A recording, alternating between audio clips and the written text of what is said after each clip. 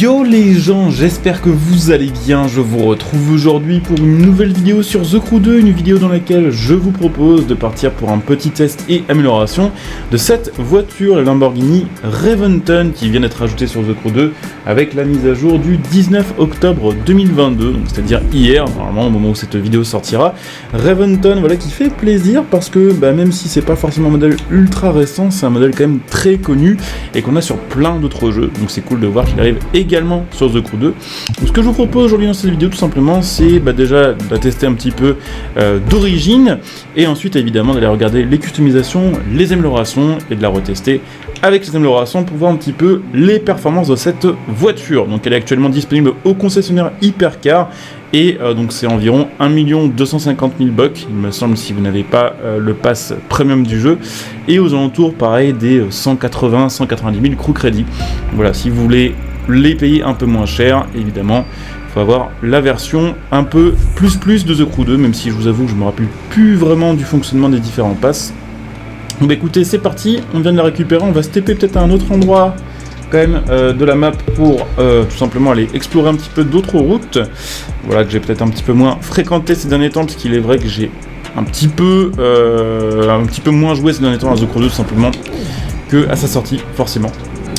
Donc petite Reventon qui est ma foi plutôt bien réalisée avec la peinture un peu matifiée. Assez jolie cette voiture quand même, avec un design vraiment typé avion un peu furtif. Un peu dans le délire de la Egoista. La Egoista avait aussi un design un peu inspiré de l'aviation, même si ça faisait plus hélicoptère que avion. Celle-ci fait plus avion qu'hélicoptère. Et elle est franchement stylée, d'ailleurs c'est plutôt une voiture qui commence à dater maintenant puisqu'elle est sortie en 2008. C'est maintenant, ça fait presque 15 ans l'année prochaine que cette Lamborghini existe.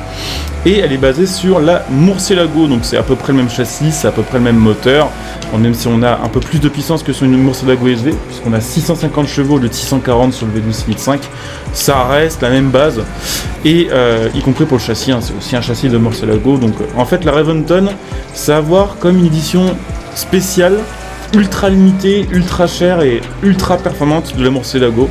Un petit peu comme on peut considérer que la Sesto c'est une Huracan vraiment retravaillée à mort. Donc voilà. Ou encore par exemple la Centenario est une version retravaillée à mort de la Ventador, mais ça reste à chaque fois les mêmes bases et les mêmes moteurs. Donc elle est très cool, je vous montrerai aussi l'intérieur qui est assez cool, effectivement, avec les compteurs un peu caractéristiques là aussi qui rappellent l'aviation. C'est une voiture qui aussi, il me semble, un peu plus légère qu'une Murcielago SV, on est aux alentours des 1600 kg, et le 0 à 100 se fait en 3 secondes 1, et la vitesse de pointe est aux alentours des 340 km/h, donc c'est légèrement plus performant qu'une Murcielago SV. Après, clairement, ce qui se retient le plus, c'est l'aspect de cette voiture-là, qui est quand même vraiment hors du commun, pour le coup. Bon, déjà qu'une Murcielago SV, c'est hors du commun. Ça c'est encore plus rare, encore plus cher aussi la Reventon qu'elle est sortie à l'époque, c'était une des voitures les plus chères du monde, il n'y avait pas grand chose qui était plus cher que ça. Peut-être la CCXR ou la Veyron, mais c'était vraiment très élevé, c'était plus d'1 million d'euros. Et les perfs d'origine sont cool, 360 km/h atteint avec la nitro sans amélioration pour l'instant, c'est plutôt assez sympathique. Donc ce que je vous propose, évidemment, c'est d'aller regarder un petit peu les customs, et puis après on fera un petit test sur circuit, on sera probablement un Big Lane ou un truc comme ça pour voir un petit peu de quoi elle est capable niveau chrono. On va se refaire peut-être un petit dernier test de nitro. Elle est plutôt agréable à conduire, après je vous avoue que ça fait toujours un peu bizarre de revenir sur The Crew 2, il faut se réhabituer à la physique. Et forcément après quand on est très habitué à d'autres licences de jeu, ça fait un peu chelou, mais dans mes souvenirs, et après avoir quand même testé 99% des voitures du jeu, c'est loin d'être, en tout cas d'origine, la voiture la plus dure à conduire, et c'est loin d'être la moins bonne, très clairement. Après j'avais pas vu les petits panneaux transparents au-dessus du moteur qui sont très stylés. Les phares arrière aussi qui sont vraiment cool, avec les petites LED, l'aileron qui va aussi changer d'angle selon ce qu'on fait, c'est-à-dire que si on freine il se penche en avant. Si on est au ralenti en dessous des, je crois que c'est 160 km/h, c'est ça, il se déploie pas encore. Au-dessus des 160, il reste vraiment un peu surélevé, si j'arrive à vous montrer ça, hop. Et si on a l'arrêt complet, est-ce qu'il se rentre entièrement ou pas? Oui, il se rentre entièrement. Ok. Plutôt stylé comme petite features. Et effectivement aussi les ailettes sur le côté qui se déploient et qui donnent un côté encore plus sportif, on va dire, à cette voiture-là.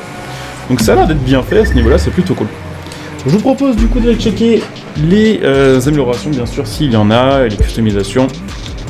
Donc on va voir ça, customisé. Alors, je sais pas si je vais changer la peinture, j'avoue que si du coup je la mets en orange ou dans une autre couleur, on dirait juste une Murcielago. Vraiment, je trouve que la peinture de cette voiture-là compte à mort, voilà, pour le côté Raventon. Après, on va voir, selon ce qui est dispo aussi au niveau des pièces, ce qu'on peut éventuellement lui faire. Donc déjà, il y aura un capot un peu plus sportif. Je me demande en fait s'il n'y a pas moyen de la switch en Murcielago SV en fait, avec les customisations proposées. Donc ça, j'aime bien. Hein. J'avoue que ça aussi, j'aime bien, mais ça casse un peu le délire gris ou couleur foncée en tout cas, avec le drapeau italien. Alors, les ailes encore plus larges, ou encore plus larges en carbone. J'avoue qu'encore plus large, pourquoi pas. Hein. Pour l'instant, je vais peut-être pas les mettre, on verra après. Mais assez sympa. Alors, un seul choix de jantes Lamborghini, je pense que du coup, je vais les laisser. Je regarde un petit peu quand même plus loin s'il y a des jantes que je trouve cool. Mais à mon avis, on va laisser les jantes de base, qui sont très très cool au final. On va quand même faire le petit tour. Mais oui, je pense que sur ce genre de voiture, c'est toujours compliqué de customiser. En vrai, ça passe bien. Ça fait peut-être un peu trop genre Diablo. Ça fait peut-être un peu trop old school. Ça aussi, ça pourrait bien passer, je trouve. Et ça, j'aime bien. Franchement, j'aime bien. Après, je sais que si je mets ça, on va m'insulter dans les commentaires. Même ça pourrait bien passer. Mais non, on va quand même laisser les jantes d'origine parce que ça fait partie du truc, on va dire, un peu de l'âme de cette voiture-là. C'est comme si on changeait la peinture au final, je trouve. Bon, ça, on va pas changer non plus. Les rétros, qu'est-ce qu'on a? On a donc les mêmes en carbone ou les mêmes en mode drapeau italien. Les bas de caisse qu'on peut avoir du coup aussi full carbone. Pourquoi pas. Les ailes arrière, donc élargies ou élargies carbone, avec aussi du coup la texture des ailettes latérales qui va changer. L'aileron carbone, voilà, c'est grand. C'est grand, mais il est pas horrible celui-là, je trouve, bizarrement. J'avoue que les grands ailerons, j'ai du mal, mais lui, c'est pas le plus horrible, hein, franchement. Après, je pense que je vais pas le mettre, je vais probablement laisser solide base. Et donc là, qu'est-ce qu'on a? On a des variantes avec différents types de coloris ou différents types de matériaux qui changent aussi la couleur des feux, d'ailleurs. Ok, bon. Je pense que nous, on va peut-être laisser Solid Stock, en fait. Solid Stock qui est carbone, du coup. C'est difficile à voir, en fait, la différence entre la peinture ou le carbone. Je pense que là, ça doit être carbone. Et donc l'intérieur qu'on va probablement aussi laisser plus ou moins stock, parce qu'il allait très très bien avec le reste de cette voiture-là. Voyons voir. Ou alors on décide de mettre un truc un peu plus lumineux, effectivement, peut-être pour faire ressortir encore plus l'aspect sombre à l'extérieur.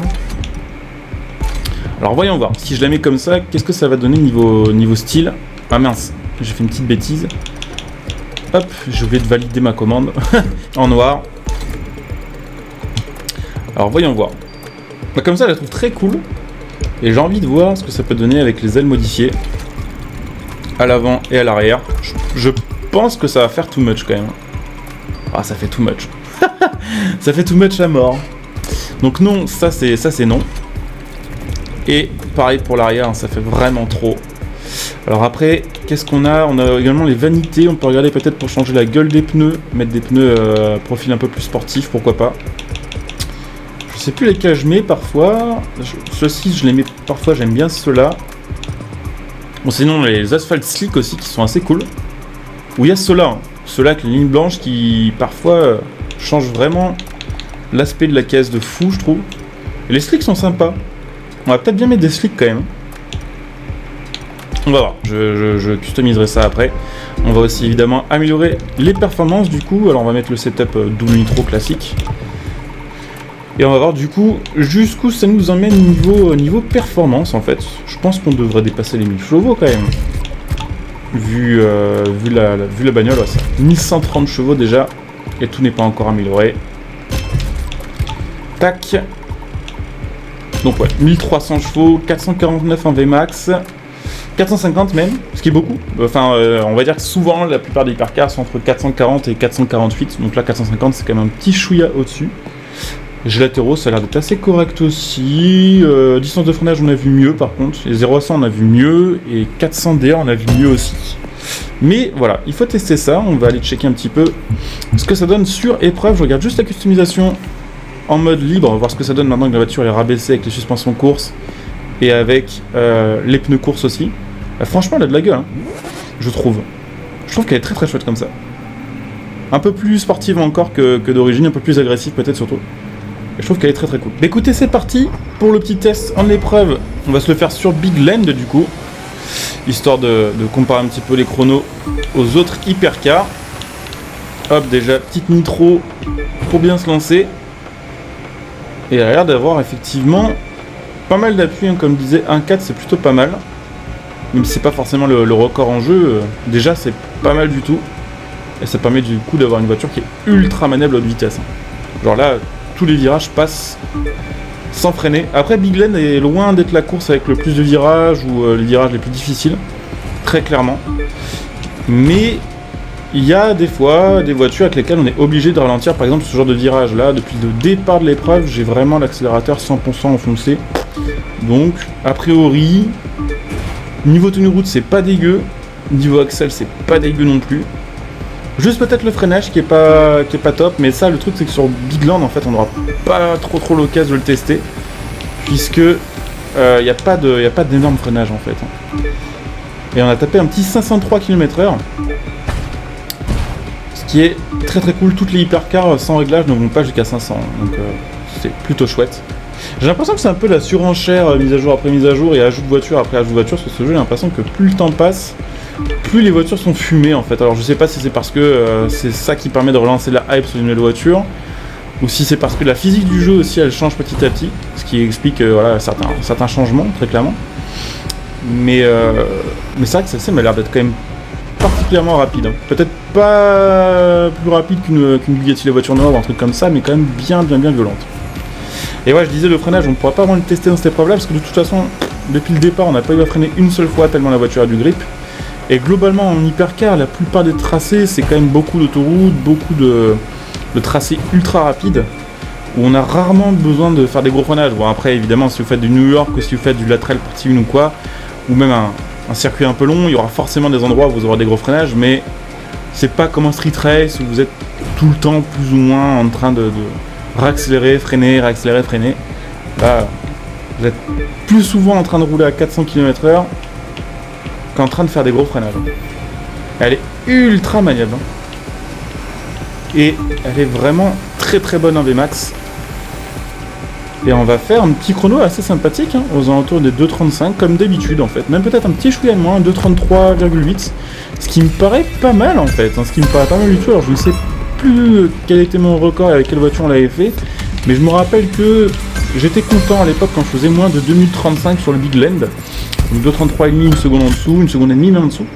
Ça me fait dire que la Harmonton est plutôt une bonne voiture. Alors après, elle est pas donnée de toute façon, comme toutes les voitures du jeu, les hypercars, c'est pas les moins chers, clairement, hein, c'est pas les meilleurs marchés. Mais franchement, vu les perfs, sachant qu'il y a des hypercars qui coûtent quasiment 2 fois ce prix-là, c'est tout à fait honnête, hein, je pense. Je sais pas si c'est la meilleure du jeu, mais probablement qu'elle est dans le top 10 sans souci. Donc voilà, petite Raventon, elle joue plutôt cool, même si c'est pas une exclusivité. Voilà, c'est un modèle classique qu'il est bon de voir ajouter sur un jeu comme The Crew 2.